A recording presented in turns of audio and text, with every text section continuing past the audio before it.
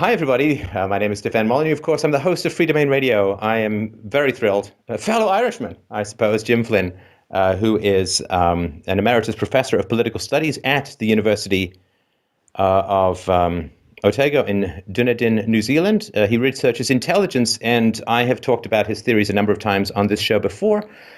In particular, the Flynn effect, which has been part of my argument of be nice to your children because they're going to be smarter than you. So thank you so much, Dr. Flynn, for taking the time today. Happy to talk to you.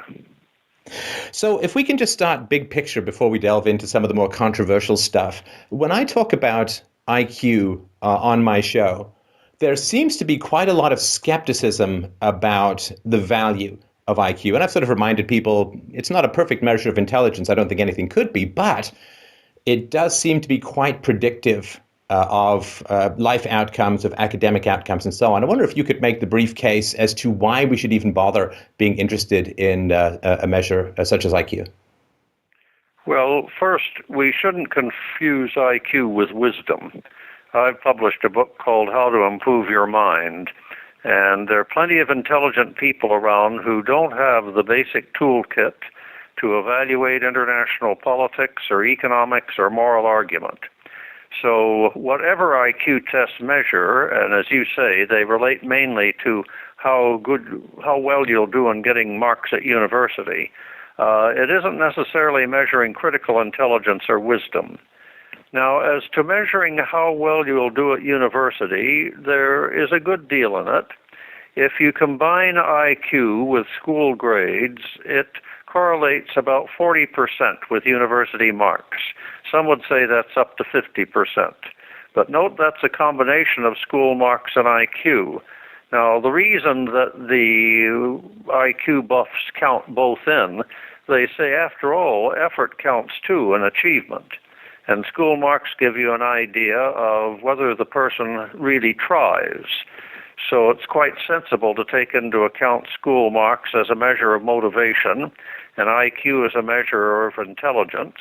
And the combination of the two gives you a rough prediction of how students will do. Now, it isn't perfect. A correlation of 0.4 is not as high as anyone would like.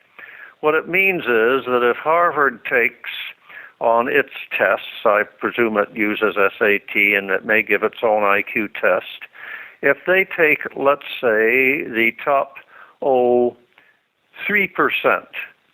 that is, people who are 2 standard deviations above the mean, what they actually get is probably about the top 84% of performers. So it gives them some type of selective measure. I mean, rather than having no measure at all except interviews and school marks to try and get an elite student body, they can get something like the top 1/6 by giving a test that in order to qualify for Harvard, you have to be in the top 2 or 3%. So to that degree, it is predictive of university performance. It's also, as far as I understand it, broken into a variety of categories. And if I understand it correctly, the Flynn effect, which we'll talk about in a sec, really focuses on improvements in 1 or 2 of those categories. For those who've never been exposed to an IQ test, I wonder if you could talk about the different categories of specialization, of brain specialization that it tries to measure. Well, one of the best IQ tests are the Wechsler tests. They have the WACE, which is their adult test, and the WISC, which is their test for school children. And these are broken down into effectively 10 subtests. Now, these have varied a bit over time, but I'll discuss the 10 subtests that cover the period since these tests were introduced back in effectively the 1940s. And they measure first vocabulary. That is, the extent to which you command the vocabulary that is standard to English. And this can go all the way from fairly simple words to, let's say, a word like delectable. And you would have to give a definition of that word. It includes arithmetic, but by that it means more like mental arithmetic. That is, it's not just memorizing the times tables and giving it back. It also means you have to have some strategy.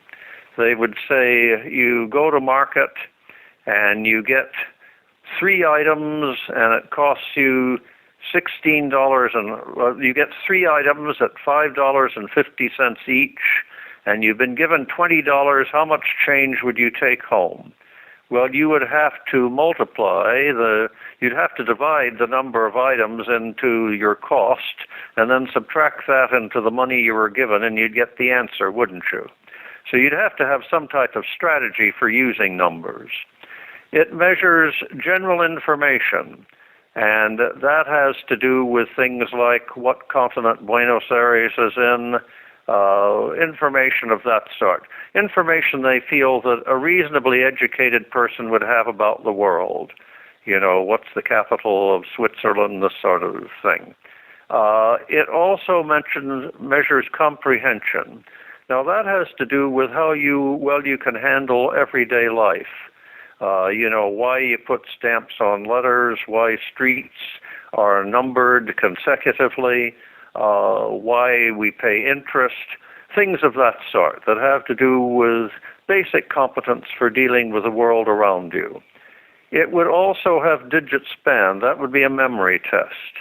You'd be tested both digit span forward, how many numerals you could remember when they were randomly read out, and then reverse digit span. Could you say them backwards in the order in which they were out? Similarities would be the last of the verbal tests. That's your ability to classify. When, you know, cats and dogs are both animals. But you can get it more sophisticated than that. You could say, what are freedom and justice? What's the classification that they fit under? And then you'd go to the performance tests. And these are slightly different than the verbal tests. Recently put in Raven's progressive matrices. They put in some matrices designs. And these mean that you have to look for logical patterns and symbols that don't correspond to everyday life. You might have a sequence of 3 triangles and a square. And then below that you might have 3 X's, and you have to figure the thing that would complete the sequence analogous to the item you've been given. They have block design, which is a sort of three-dimensional jigsaw puzzle. Object assembly is in many ways fairly similar. Then they have, it tests your spatial orientation, a lot of it. And then they have pictorial tests, picture arrangement, arranging pictures to tell a story, and identifying the missing part of a picture. These would be mainly the different skills they would be testing for. And you note that they claim they're testing for 3 major abilities. Your analytic ability, that is your ability to analyze these sequences of symbols and find which would be the next symbol in logical order. They're testing your spatial abilities, but they're also testing your speed of information processing. For example, they'd have a coding test, and you're given a key that codes numbers with letters. And you would have to use that coding key on a lot of data to see how well you could do on coding. So their analytic abilities, their speed of information processing, there is working memory, and of course there are the verbal tests, particularly vocabulary and similarities. And how well, because you've talked about the problem of the frozen brain, that there are certain people, of course, who believe that your intelligence is, I've heard estimates from sort of 40, 50, even as high as 80%, that it would be genetic or hereditary. To what degree is it fixed throughout your life? To what degree can it change throughout your life? There are 2 different questions here, and that is within your own generation and ethnic group.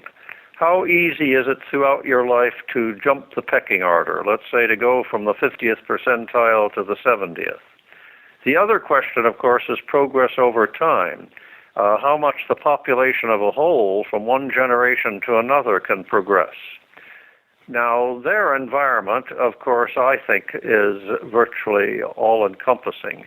You don't, with natural selection, get much upgrading of genes from one generation to another. So when everyone in the population outdoes everyone in the previous generation, that's primarily environmental. When you get down to within your group and within your generation, That is, let's say you're a white American being compared to 11-year-olds, people in your age cohort. Then environment and genes mix with a much greater emphasis on genes. Initially, the quality of your family can give you either a head start or it can put you a bit behind. That is, you can be a person with very good genes who comes from a substandard family, or a person with poor genes who comes from a privileged family, and vice versa. School slowly loses out to current environment. That is, after you go to school, the influence of parents, as you would imagine, gives way to the friends you make, gives way to the school as an institution, gives way to what you do in your private time to amuse yourself, and slowly current environment obliterates family. It does this at a different rate for different cognitive abilities. Vocabulary is one in which the family has the most lasting influence. Even at the age of 17, your family background can be a handicap when you take the SAT before you go to university, particularly the SAT verbal, which is heavily correlated with vocabulary. But probably sometime in your mid-20s, even their family is obliterated. Now, does that mean that you have a perfect match between genes and environment? Well, there is an exception to that. You may have a reasonably good match between your genes and what we call systematic environment. That is, things that everyone is exposed to, like school and family. But there's a joker in the deck. 20% of environment doesn't correlate either with your genes, nor does it correlate with your family background. And that 20% gives even an adult considerable leeway. That is, take an adult student. They may be someone who came from an average environment. They may not have tried very hard at school. They may have a humdrum job. They may have people all around them who are only of average intelligence. But sometimes we find that those people make a choice. They think, I'm sick of not knowing enough about the world. And they come to university as adult students. Now, it's quite possible for a person who, let's say, is at the 83rd percentile in genetic quality to have sunk well below that in terms of IQ because of a current environment that is inferior, and to come to a university and be considerably upgraded. They could jump ahead of about half the people who are above them on the percentile scale. That is, they could expose themselves to a university environment that not only matches their genetic potential, but actually exceeds it. And they can go from a vocabulary performance, let's say, at about, the 83rd percentile to the 91st percentile. That means they've jumped half of the people above them on the pecking order. So it's never too late to ask yourself, do I want to upgrade? And this has a lot to do with how people behave at retirement. Often an intelligent person is working in a job that challenges their intelligence. And then when they retire, they no longer use their intellect at work, and they no longer exercise their mind, and they can drop considerably in terms of their mental ability. They found in international studies that people who keep working between, let's say, 55 or 60 and 70 only have about half of the loss for working memory as to people who retire. And when you retire, you can make choices. You can say, retirement gives me time to perhaps sit on lectures of the third age. It gives me time to watch videos on cosmology. Or you can just take time off for golf. Now, I'm not criticizing people. Retirement is often a time to enjoy your grandchildren. So I'm not saying we should be fanatics. It may be that the lifestyle that suits you in retirement is one where your analytic abilities will degenerate. It may be that the lifestyle you choose in retirement will give you lots of mental exercise that makes the deterioration of your abilities with age much more gradual. And as I say, effort counts at any age. Even when you're in school, 20% of your environment does not correlate with either a current environment or genes. Right. So would it be fair to say, and I think you've made this analogy as well, Dr. Flynn, that if we look at the brain more as a muscle and less of a sort of spine, with this, your height, your spine, your sort of total height, you can do things to diminish one's eventual height, malnutrition and so on. But extra food usually isn't going to make you a lot taller. But if we don't look at intelligence as something that can be maximized but diminished genetically, but rather as something, a muscle that we can exercise, I think you would argue that we have a closer approach to You the have a facts of the closer matter. analogy there. People Right. sometimes ask me, are IQ gains over time intelligence gains? And I say, forget the word intelligence. When we are conceived, we have much the same genetic potential for intelligence that our grandparents did. And the mind at conception has not altered over time. But as you say, we exercise our brains differently. I take most of us drive a car today, so we would expect that over time society has put a higher priority on map reading ability. We today are more schooled in formal terms. And while school children don't show big vocabulary gains, adults do, because far more of them have been to university. And they have exercised the part of their mind that allows them to manipulate words with dexterity. Compared to people in 1900, we may not have to exercise our minds as much in terms of memory, because they had to remember their fifth cousin first removed. Well, we usually don't have to list all of our ancestors and know who they were. We also classify better. They were more attached to the concrete world, while we tend to use logic on abstractions. Luria, the great Russian psychologist, did studies of headmen in Russia, heads of people who had not been much educated. These were intelligent people, but they wouldn't take hypothetical situations seriously, and they wouldn't use logic on them. For example, if he said to them, where there is always snow, bears are white. At the North Pole, there's always snow. What color are the bears there? And they would say, I've only seen brown bears. And he said, but what do my thoughts convey? And they said, such a thing is not meant to be settled by thinking. It's meant to be settled by testimony. If a person came to me from the North Pole and he was reliable and he said the bears were white, I might believe him. In other words, they weren't willing, for them, what color bears were important. They hunted bears. And they wanted testimony about the concrete world that they manipulated. They were not interested in hypothetical questions that you analyze through logic. Or another example, Luria said to one of them, what do fish and crows have in common? And they said, absolutely nothing. And he said, aren't they both animals? And he said, no, the fish is a fish. It's not an animal. And you can eat fish, and you can capture them.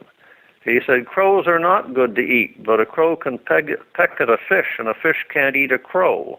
In other words, they were focused on concrete entities and what use you could make of them.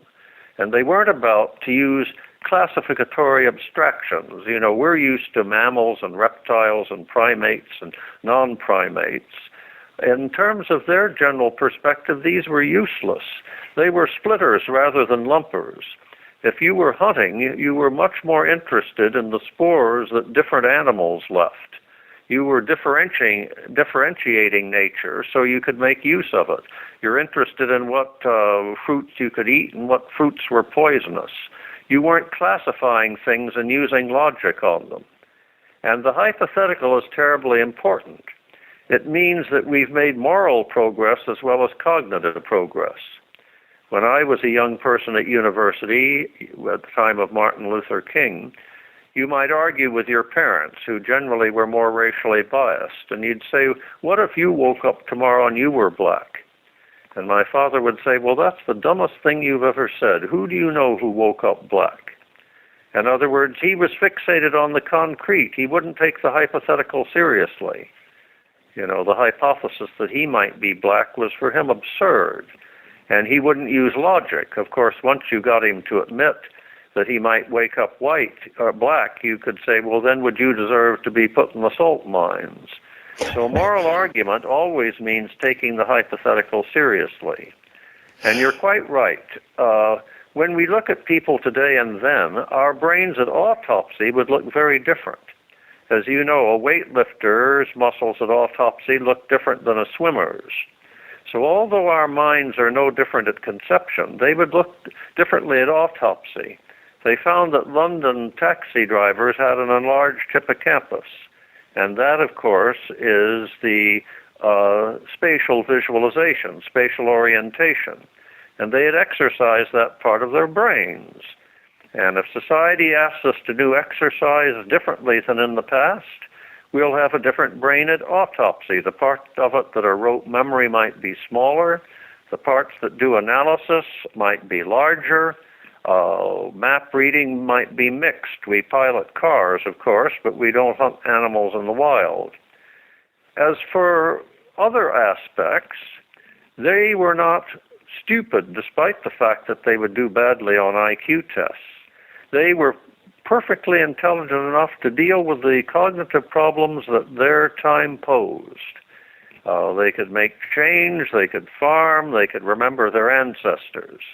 We, of course, can solve a broader range of problems in that we are more likely to take the hypothetical seriously, and that's what science is all about. We're more likely to use logic on abstractions, so we might have certain portions of the prefrontal lobes that were more exercised. So, to sum up, comparing ourselves to our ancestors in the light of IQ gains over time, our brains are no different at conception, but would be different at autopsy. As to the cognitive problems we can solve, we are no better at solving the problems that our society poses, but our society poses a wider range of problems. Now, if that doesn't tell you all you need to know, then you're fixated on a word. People say to me, but are we more intelligent? And I say, you've learned the four things that are relevant. You use the word intelligence as you like. Well, and it has struck me, I was thinking about the degree to which we live and succeed and prosper really by manipulating abstracts and concepts these days. I mean, the extension of the franchise, look at a banker. Voting. I mean, a banker voting in means 1900, he had to know who was a reliable risk. If he gave some a loan, he had to know personally the person who would pay it back. If he gave a mortgage, he had to be sure that the people in the community were reliable. What does a merchant banker do today? They look at computers and projections, and they bundle together debt and these credit debt obligations, the CDOs, and they don't need to be intuitively aware of people in their community. They don't need to know anyone personally.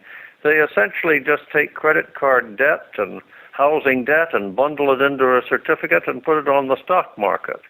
That is, they use a whole different set of mental skills to be a banker today than they did in 1900. And these take them much further from concrete reality and more into the realm of money in the abstract. And I would also, I think you've made the argument as well that it's very hard to overestimate just the degree to which the scientific mentality has so shaped and pervaded our way of looking at the world. Because in the past, where there was more religiosity and superstition, there were foundational questions that were answered with dogma, which really discouraged further exploration of those questions. And now with the sort of boundless vistas of scientific exploration and the skepticism and the need to have a hypothesis that is reproducible and reliable and never contradicted by the evidence and so on, has given us a whole different set of tools for looking at the world that I think are almost diametrically opposed to the ways in which people approached metaphysical or foundational questions in the past. Yes, the Piagetians are very strong on that, and I think there's considerable truth in what they say. Note, however, that what the scientific ethos of our time has given us are new habits of mind. We are more ready to take the hypothetical seriously. We're more ready to use logic on abstractions. But that doesn't mean that we have gone on to assimilate the tools that allow us to put our analytic abilities to work. You can be a person who is trained at Harvard in conveyancing, and that means you've had to deal with abstractions and jurisprudence. And in the court, you have to pose hypothetical cases. but you can still unthinkingly endorse American foreign policy because you just don't know enough. There's considerable evidence that we today read less. We read less significant literature, less literature of some substance, and we read less history than people did even 30 years ago. And sadly, university seems counterproductive. If you look at the people when they go to university, the number who say that they read rarely or never for pleasure, that actually goes up about another 20% at university. And when they get out, they don't read anything for pleasure. And if all they do is play video games and do conveyancing, all of these wonderful concepts that science has given us in their minds are largely latent. Well, their minds are prepared to think. But look at the questions that Americans face in the modern world. There are many of them are like medieval serfs. Just as a serf couldn't see beyond his immediate surroundings, they, for all their use of the internet, when their government says, why don't you go into the Middle East, they make up their minds without any knowledge of the history of the Middle East. They make up their minds without any knowledge of situations that bear on what we do there. I've often reflected that if Americans knew enough history to know that they had been lied into 3 or 4 of their last 6 wars, they might have had another perspective. Or if they had read Robert Fiske's book, The Great Crusade for Civilization, they would know something about the Middle East and how counterproductive it usually is for Western armies to tromp around. I've often said to people, well, you know, during the Middle Ages in Germany, you had the 30 Years' War, and Protestants and Catholics were burning each other and beheading each other. What would you have thought if the Sultan of Turkey had said, well, I think I'll have a Turkish army tromp around the Middle East and teach them better manners? You know, how fruitful a notion would that have been? So you're quite right. Science does 2 things. It prepares us to think in terms of hypotheticals and use logic. That, I think, has had the dividend that fewer people are racially prejudiced today. More of them are willing to say to themselves, well, what if I woke up black? Would I deserve to be exploited? But there's evidence that many, many people are reading less and reading less history, and that their minds just don't have the conceptual tools to deal with a very complex real world. Their minds are prepared, but their minds are not trained critically. Oh, if people knew, of course, I think that the last Iraq war was, if I remember rightly, the 5th time that Western powers had gone in to tidy up the Middle East. And it appears that the disastrous scenario that's unfolding at the moment is an exact photocopy, almost down to the letter, of what has happened in the past. But without that knowledge, people get swept up in groupthink and nationalism and fail, I think, to extend the lessons of universality and ethics that we try to apply domestically. It all just seems to vanish the moment people... Afghan war the Europeans have conducted. And of course, when we leave, Afghanistan's history will go on without us leaving a trace in the sand. They will have the same problems of trying to forge unity. They'll have the same disparate number of tribes that hate each other as when we went in. So that's part of it, not knowing the history. But part of it is not knowing enough to have an intelligent, critical attitude to what the media tell you. I, by the way, have no desire to see people use chemical weapons, but it was absolutely absurd of Obama to say that if the regime used chemical weapons, America might intervene, because then he made it inevitable that the other side would have an incentive to fake chemical weapons, whether the government used them or not. And, of course, one of America's most distinguished journalists, I can't recall him at present, but he worked for the New York Times, he found evidence that the so-called use of chemical weapons by the regime was really used by the revolutionary forces to taint the regime, and he tried to trace the sources in Turkey where they got those weapons. Now, this was published in the Manchester Guardian, and as far as I know, no U.S. paper would touch it. And you again have to say, you know, are Americans aware that when Saddam Hussein was our ally and used chemical weapons, we used satellite intelligence to help him target them better against the Iranians? And chemical weapons are pretty bad, but when we did Operation Desert Storm and the troops were retreating defenseless down the highway, we not only obliterated them with machine guns, but we used fragmentation bombs, which are rather like tying you down to the floor and then just cutting you apart in 6-inch chunks. And we even used weapons that deprived the troops of oxygen so that they smothered to death. Now, I guess there's some difference between smothering to death with that type of weapon and a chemical weapon. But as you can see, you would evaluate the whole Middle East differently if you had some knowledge of the facts and history of the area and had enough self-confidence to apply your own critical intelligence. And just getting a university education and having the modern temper of mind is not sufficient. You've made, I think, some very good arguments. That's not a very precise way of putting it. Let me remember that I have an analytical brain. Okay, you've made very compelling and well-supported arguments that the growth in our capacity to process abstractions and to entertain hypotheticals to test universal theories, and my argument for many years has been that if it's in the realm of ethics, it has to be universal, otherwise it's aesthetics or some sort of more personal preference. One of the basic things in ethics is the ability to universalize. Right.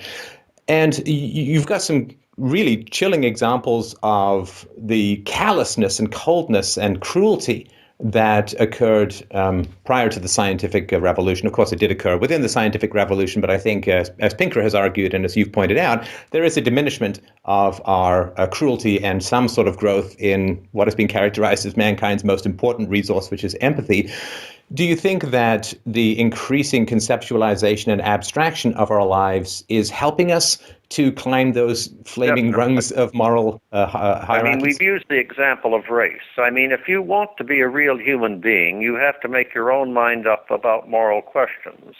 And the things that tend to impede you, or whatever ethical principles that you've received from your parents, some people just never think of questioning those. But slowly, being able to think better has improved moral debate. There are still people, that is, fathers in Islamic countries, who, if their daughter is raped, will kill her for dishonoring the family. And if you say to that person, what if you were rendered unconscious and sodomized? Would you deserve to be killed? And they'll say, that's not what our code of honor says. That is, they treat their code of honor as a sort of precious jewel that is inherited, and they act on it without generalizing it in any way. So the received ethics of the past, which often incorporated a lot of cruelty, I think people are becoming more able to criticize it. The same is true to race. You know, what if you woke up black? Would you really believe that you should be deprived of the vote and not be able to marry whoever you want? And slowly, I think we are beginning to attack that third great illness beyond racism and inherited morality, and that is nationalism. Now, there we haven't gone as far, but nonetheless, today, fewer people would repeat the rhetoric of General Curtis LeMay at Vietnam about bombing people back to the Stone Age. I mean, today we feel that our opponents, if they're non-combatants, we at least worry somewhat about collateral damage. That is, killing people who are non-combatants. And we have some minimal concern. You know, we think, well, gee, if we were being bombed and my kids were killed as collateral damage because a missile hit a complex and, you know, killed everyone in the apartment next door, we ought to be upset about that. So I think you're correct. There has been a slow growth of people's ability to think critically about ethics. And the way in which you do that is you take the situation of your opponent and you generalize it to include yourself. And then you see whether your views are logically consistent. Again, I tried to do that with the Turks and Catholic Protestant strife. I mean, if we wouldn't welcome an Islamic army tromping around Europe and settling our disputes, why do we think that our army should tromp around the Middle East and settle their disputes? So that's a case of generalizability. When you go back to World War I, I've written a little book called Intelligence and Human Progress. And you find that as recently as World War I, intellectuals were virtually blind to their own nationalism. That even a person as saintly as Martin Buber, who later on urged Israel to be less nationalistic, at the time of World War I, when challenged about what the German army was doing in Belgium, he said, "I have it on good authority that when Germans are captured, that Belgian women poke out their eyes and put coins into the empty sockets." The fact that this highly intelligent man could believe that sort of stuff showed that he didn't really consider the Belgians human. They were just sort of savages. They weren't Germans. And Thomas Mann said, "This war is a great opportunity to have German culture override Western materialism." And another German intellectual said, "This war is wunderbar."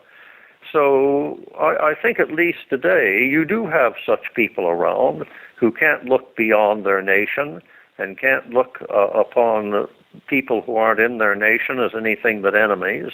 But there's been some progress.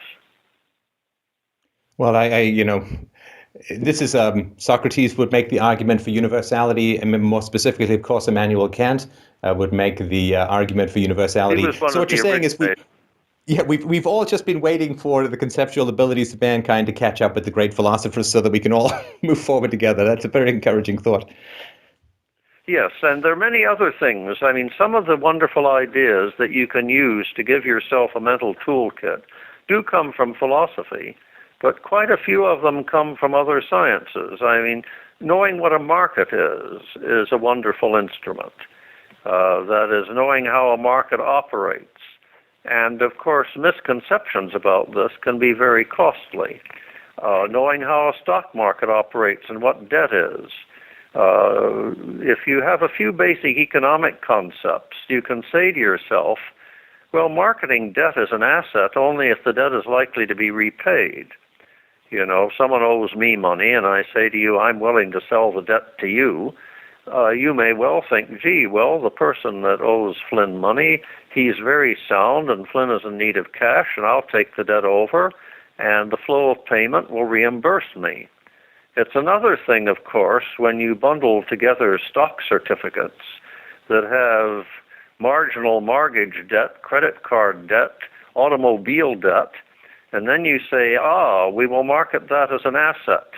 We will sell that, and you can buy it. And, of course, you'll make a lot of money on it, but you only make money on it if the flow of repayment continues.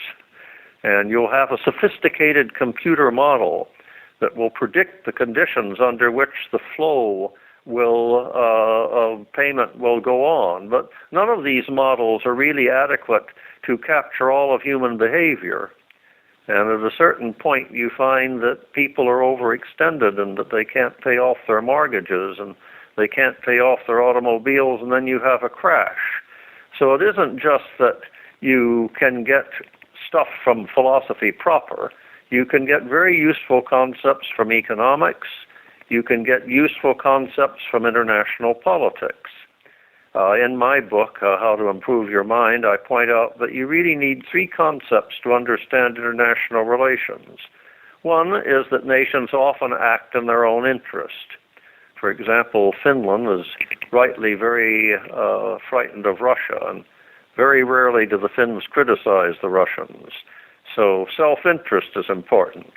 Sometimes affinity is important. America could conquer Canada any time it wanted, but it recognizes the Canadians are democratic and are pretty much like us, and it feels reluctant to just seek its own interests. And then finally, your image of yourself is important.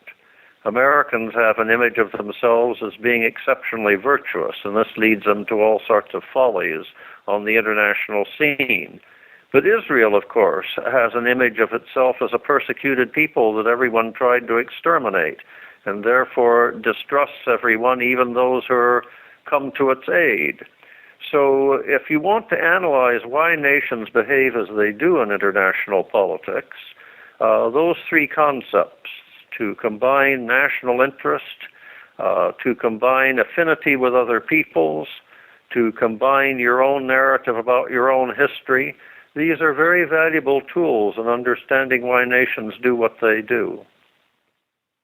Very, very apt and wise words. We'll put links to your books, which again I highly recommend to people when we put the show out. Now, if we could turn to race and IQ, of course, Sure. the traditional challenge in American society is the black-white IQ disparity. And I was introduced to this in the 90s with, of course, the bell curve, which is, again, we'll put a link to that below. It's worth reading, although it's a very challenging read, to say the least. But I was very encouraged by your responses to some of the hereditarian arguments, and I don't want to put Charles Murray as a solely hereditarian in that category, because, of course, he's more subtle than that. But I wonder if you could talk a little bit about the challenges of the disparity and your approach to focusing and the evidence that supports the environmental approach to resolving the gap. Yes, well, you have to bring sociology to aid psychology. The question comes down, of course, as to whether certain human groups are immersed in a subculture or a culture different than, let's say, contemporary white Americans. It's not just race, it involves gender. If you look at IQ tests a couple of generations ago, women in most countries did worse than men. If you look at current data, you find that in advanced Western countries where women have equal access to the mainstream culture, that is, to education and employment, that women do at least as well as men do on IQ tests. And I take it, women were caught in a subculture that didn't give them full access to the advantages that America could afford. One of the good examples of this is Israel. That is, in every modern industrial society I've studied, there are about 6. And 5 of these women do as well as men. In Israel, women on average do worse. This is entirely because 20% of Israeli women come from hyper-Orthodox homes, and they are not allowed to read the Torah. They're discouraged often from seeking any type of professional education, and they're expected to go from wards of their fathers to being wards of their husbands and childbearing. And since they are systematically removed from what the modern world can offer you in terms of intellectual endeavor, they have about 8 points lower IQ than the rest of Israelis. So this is the exception that proves the rule, and you'll find this in many less developed countries. In many less developed countries, women still have a status of inferiority. Now, the question with blacks is, effectively, do blacks participate in a subculture which acts as an environmental influence that keeps them from developing the cognitive skills that are typical of white America? Now, note again, we're not talking about individuals. The best educated and the most intelligent man in America today could be a black. We're talking about group averages. And I think 2 things are very relevant here. One is a study by Elsie Moore. You're often told, why don't the children of black professionals do as well on IQ tests as the children of white professionals? They're all from professional homes. It must be genetic. Well, Elsie Moore did a study, and the numbers are not large enough. Political correctness probably prevents the study from ever being duplicated. But it was interesting. She had, as I recall, about 46 children, and 23 were adopted by white professional parents, and 23 by black. And in all of these homes, the mother had 16 years of education, and the father was at least a professional or a sub-professional. And the children being adopted out were all black children. That is, the white families, we've controlled for genes, haven't we? We're adopting out black children. And they found that black children adopted into white professional homes at the age of 8.5 had about 13 points more IQ than black children adopted out in black professional homes. Now, that seems to show that there are subtle differences between black and white subcultures that are not obliterated by economic class. And she called the mothers in to work with the kids to see what the hell was going on. And she found that when white mothers and their children were given cognitive problems, they were uniformly positive and encouraging. They said, well, that's an interesting idea, Johnny, but why don't we try this? Well, the black mothers were almost uniformly censorious. You aren't that dumb. Certainly you can think better than that. And now here you get into, of course, the devil in the deep blue sea. If you say that the difference between the races is genetic, you are, of course, crucified. If, like me, you say it's environmental, you're told that you're blaming the victim, that you're saying that something is the matter with black subculture that doesn't present the same type of cognitive challenge as white subculture. Well, what's the third alternative? Is it that Martians spray dust on white and black homes that encourage some and discourage others? That is, if it is environment, we have to look at black subculture to see why it is that their environment doesn't give the same incentive to cognitive challenge as a white home. If it's not genetic, it's got to be somehow cultural. And I'll produce one other piece of evidence as to why I think it is cultural and not genetic. And that is, I first study in Germany. After World War II, American white and black servicemen left a lot of illegitimate children behind in Germany. But note that these were just dark-colored Germans. There was no black subculture in Germany. And the offspring of black servicemen did as well on IQ tests as the offspring of white servicemen. That is, the different genes of the races didn't seem to have much to do with it. Now, you can always say that the samples were too small. And you can always say that if you take into account the fact that the Army selected soldiers with a mental test, that they flunked more blacks who never got to Europe. And maybe there's a 3 IQ point difference hidden in the data. But even Germans were not, without prejudice, looked at Hitler's influence. But let's put it this way. If in America in that time there was a 15-point difference, in Germany at that point there was only a 3-point difference, then we have an interesting idea that if the difference between American whites and blacks, maybe only about 3 points of it is overt prejudice, and 12 points of it is a difference in subculture. And evidence that that's true comes from another source.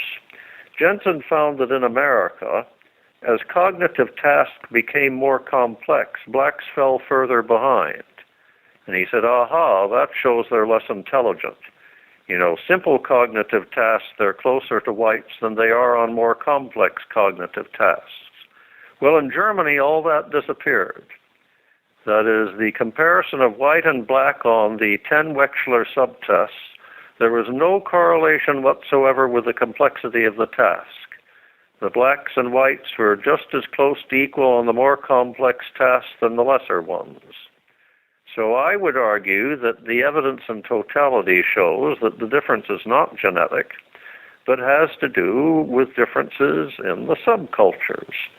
It's quite clear to me that Asian Americans tend to outperform whites because they come from a subculture that puts an even greater emphasis on cognitive ability than whites do.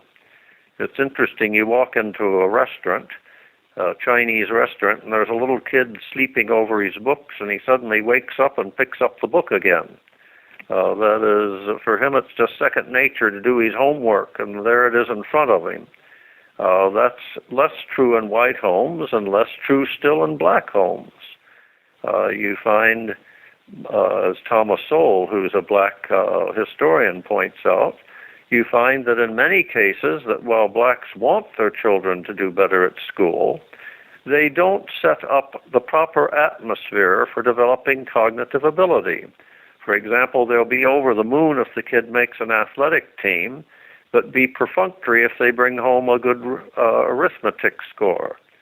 I take it in a Jewish home, it's just the difference. If a Jewish kid makes the sports team, the parent often says, "Are you crazy? You're playing football, you'll get brain damage, you won't get to medical school." And the emphasis on academic achievement is overwhelming. I talked to a Chinese physiotherapist recently when she was giving me some physio. And she said she'd been talking to a friend of hers who said that her daughter had flunked a test. And she said immediately to this East Asian woman, "You mean a real fail or a Chinese fail?" And of course, it wasn't a flunk at all. She'd gotten a B plus. Oh no! In the mind of her parents was a flunk. So I think that now I think things have improved. Over the last generation, blacks have gained 5 points on whites. So it may be that black practices in the home and the exposure of black children to cognitive challenging is improving over time. And another interesting thing, as the Dickens-Flynn article shows, that it's wrong to think that blacks are today, let's say, 15 points behind whites. Today they're only 10, and that's at about the age of 11 or 12. And you find at the age of 4, they're only 5 points behind whites. You find in the Harvard infant tests at the age of about 8 to 12 months, they're not behind at all. You find at older than the ages of 11, they can be as much as 20 points behind. And I have tried to set up an analysis of black life that shows why at every step black culture presents less of an environmental enrichment than white. I don't have any trouble at all at the age of 24 when blacks have now fallen away to a very large deficit with white, because, of course, 1/3 of black males are convicted of a felony, and blacks on average between 18 and 24, more of them serve time in jail than go to university. And, of course, more black mothers tend to be solo mothers. If there are not enough black males to marry, you're likely to have a child by someone who's not a promising husband. So there's no difficulty why between the ages of 18 and 24, why blacks lose IQ ground on whites. It is, as I say, if you're more likely to have a jail term than to be in university, that's not a very rewarding environment. And the black sociologist at Harvard, I'll try and think of his name in a moment, who says black teenage culture is less rewarding of cognitive ability than white. The whites play at, of course, imitating black culture, but they're much more serious about studying for the SATs. Well, the black teenage culture, with its emphasis on music and hanging out at shopping malls, this tends to make for less cognitive challenge, let's say, between the ages of about 13 and 18. And if you go back below the age of 13, you find that blacks aren't usually in as good schools as whites. And if you go back below the age of 6, you again run into Elsie Moore, that something is going on in black preschooling that's not as cognitively challenging as white preschooling. So I think I can show, through an analysis of the black experience in America, exactly why they lose more ground on whites with IQ with age. Of course, I've been attacked as a racist for this. I'm saying that blacks deserve what they get. Well, I'm not saying that at all. I'm an Irish American. And when Irish came to America, they had cultural traits because of their history that made them far inferior to Chinese Americans. The Chinese valued formal education. If your kid was the best kid in the village and became a mandarin, he could favor the village. They were familiar with the market economy. They marketed their crops. They had 3 rice crops a year, and they made silk. The Irish were the only group who came to America who settled in cities, who mainly had no experience of urban life, and they couldn't go to the countryside because while they're peasants, they had no farming skills. In Ireland, the farms were so small that to survive, you had to grow only potatoes, and you turned them over twice a year. So the Irish came to America. They couldn't farm, even though they had been peasants. They were totally unsophisticated about urban life. They tended to have less respect for the law because the law in Britain meant British law, and you were supposed to be against that. The penal laws were such that no Irish Catholic could go to school, which meant if you were a Catholic, you couldn't get formal schooling. So the historical traditions of the two people were entirely different. Now, am I saying the Irish deserve what they got? Of course I'm not. Their history, no Irishman concocted the history of Ireland. Irishmen came to America and formed initially a subculture with a great emphasis on possession. They had never owned their land. So an Irish kid of 12, like the older generation of my family, tended to all go out into factory work. Chinese kids of 12 tended to stay in school. Paying off the mortgage and owning your home was a wonderful thing. Piling up educational capital was less important. So if you look at the histories and environments of people, you will find that there are reasons for less performance on IQ tests and less academic achievement. And it's pure absurdity to say that we can stand on Mars and say all groups have the same genes for intelligence and all groups have just as rewarding a subculture, and therefore everyone ought to be equal. Everyone doesn't have just as rich a subculture for academic performance.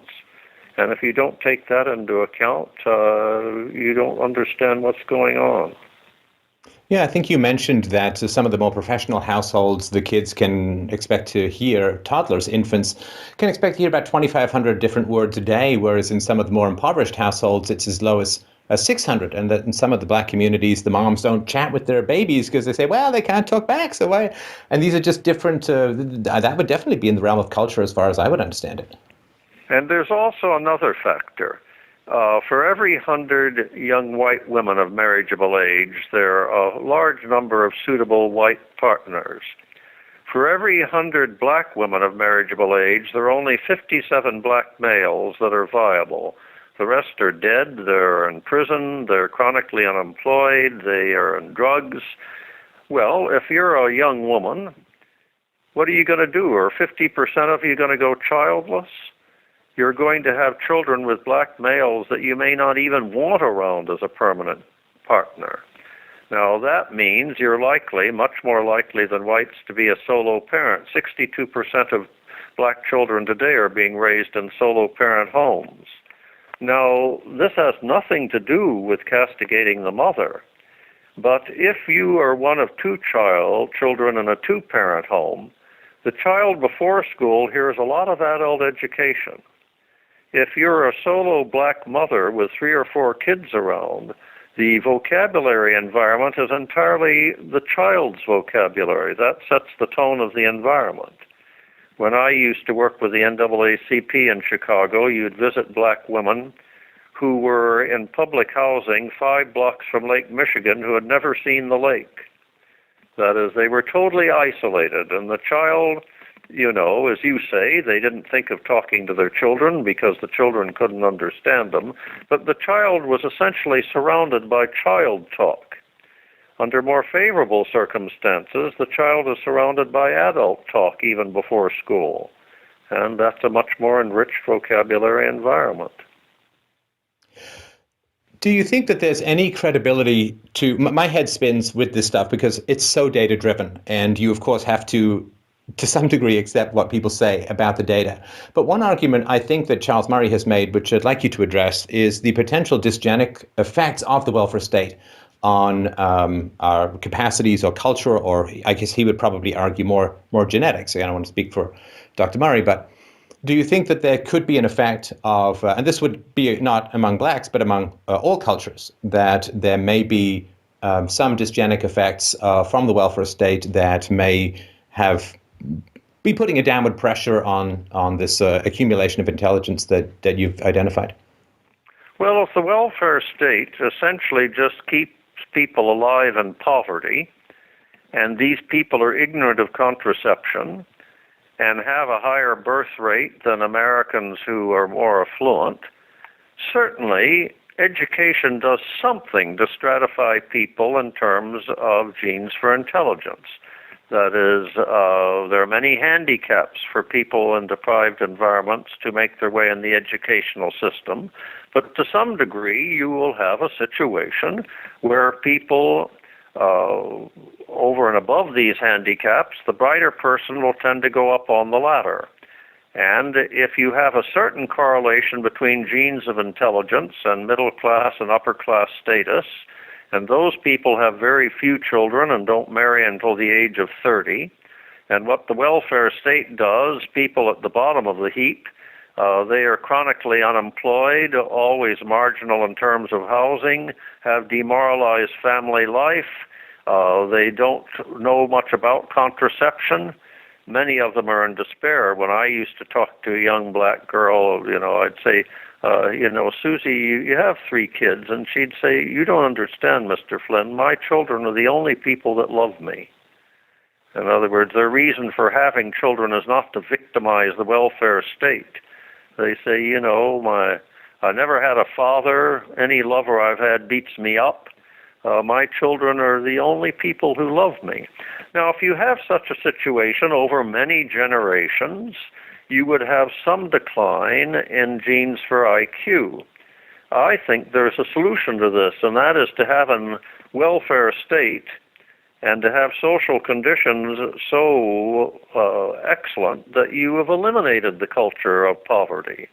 You find in Scandinavian countries like Norway and Sweden that there is no correlation between lower economic status and birth rate because everyone has enough to eat, reasonable housing, and a reasonable education and job to fill.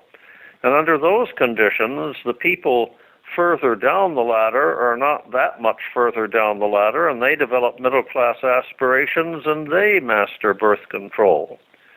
So I have found that eugenic tendencies, where they exist, in my opinion, exist because the welfare state is usually starved, and where it's merely maintaining people without hope in life, of a better life and education and housing. Well, in those countries where the welfare state is robust enough that everyone has a decent life and, a carpenter can find a living and a bricklayer and they have intact homes, that at that point the dysgenic tendencies disappear. So you can choose. If you want dysgenic tendencies, have a truncated welfare state and a culture of poverty. If you don't want a dysgenic tendency, why not try and elevate all your population to the point where they have middle-class aspirations and middle-class patterns of contraception? Looking forward, I've heard some arguments, and it doesn't seem to me that the data set is broad enough to be conclusive, but that there may be a peak. And I was reading an article recently about in England, among people tested, kids tested who 14-year-old, there seems to have been a slight decline in IQ. Do you think that we're reaching the maximum of the wetware upgrades that the brain can achieve, or do you think we can keep going? I've been predicting that for a long time because the things that fuel IQ may be coming to a point of diminishing returns. I don't think Britain has hit that yet. Although it's true that there were no IQ gains for 14 or 15-year-olds, there are still plenty of IQ gains in Britain for younger children and also for adults.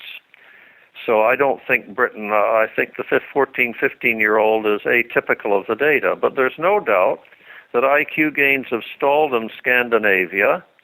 They have probably stalled in the Netherlands, and I saw data somewhere else that maybe they've stalled in France. They're still robust in Germany for vocabulary. They're robust in America. They're robust in Korea. They're robust in most of the developing world. Now, why might they come to a halt?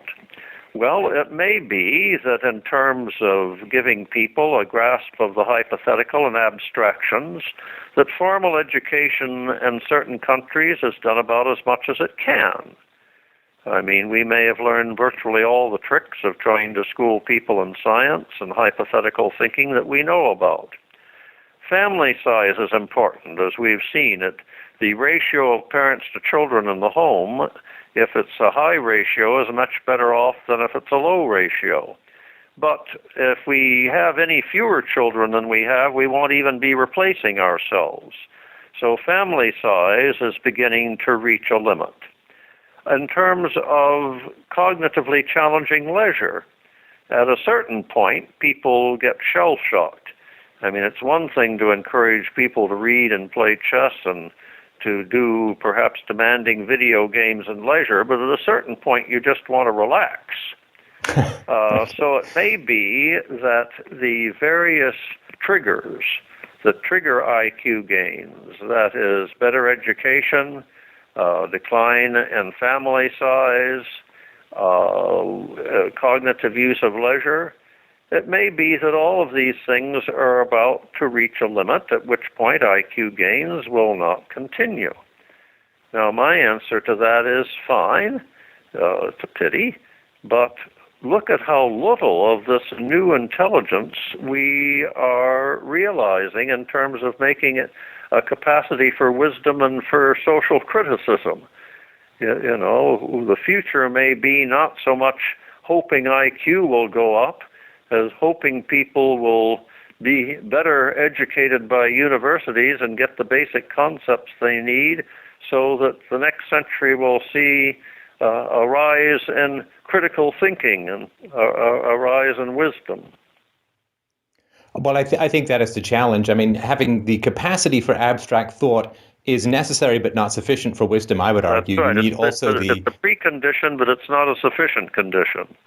Right, and it's the job of, I would argue, those of us who enjoy, for whatever masochistic reason, finger-wagging the morally universal finger at mankind, to continue to try and educate people about the best way to implement universals and ethics to achieve, Well, I've written a the real moral goal. On this, 3 of them. I'm sorry? Yes, I published the Torchlight List, which dares people who say they don't enjoy reading to read 5 books.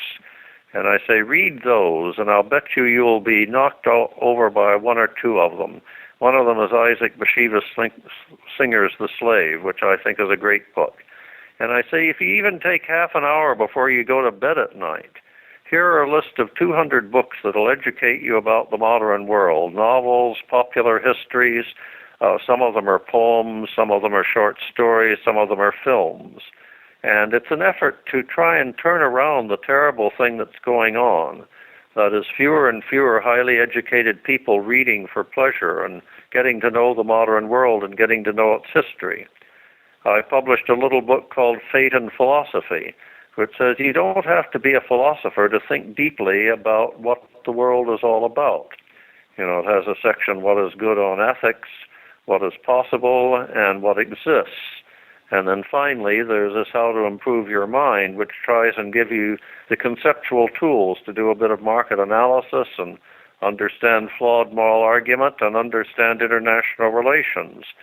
So I'm deeply concerned. I mean, the next century ought to be a century where we worry less about rising IQ and we worry more about capitalizing on the IQ gains we've had. And I'm hoping to try and... I do sort of get the feeling that we're kind of at a crossroads, and this is why I find your work so encouraging, because there was, of course, the old Platonic argument that the world will not know peace until the kings become philosophers or the philosophers become kings. And I do find that we kind of at a crossroads. I mean, Western civilization seems to me to be facing a significant number of challenges. I mean, relative to the Black Death, okay, fine. It's not catastrophic, but if you look at sort of the accumulated debt and unfunded liabilities and fragmentation and increasing income inequality within the West, we seem to be facing a series of forces that, as the old poem says, things fall apart, the center cannot hold.